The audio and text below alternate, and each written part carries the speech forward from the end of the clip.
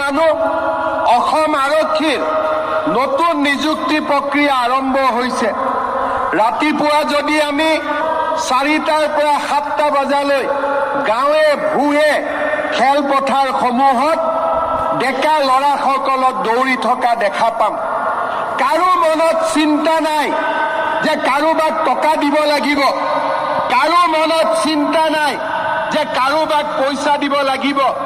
মাত্ৰ ভাল কৰি দৌৰিব লাগিব, ভাল কৰি পৰীক্ষা দিব লাগিব। আমাৰ ভৱিষ্যত আমি নিজে অংকন কৰিম। আমাৰ ভৱিষ্যত টকা পইচাই অংকন নকৰে, আমাৰ ভৱিষ্যত আমি নিজে অংকন কৰিম। তেনে একচাম সাহসী আৰু শক্তিশালী যুৱকে আজি অসম পুলিচত নিযুক্তিৰ বাবে প্ৰযত্ন কৰি আছে। অহা অক্টোবৰ মাহত অসম পুলিচ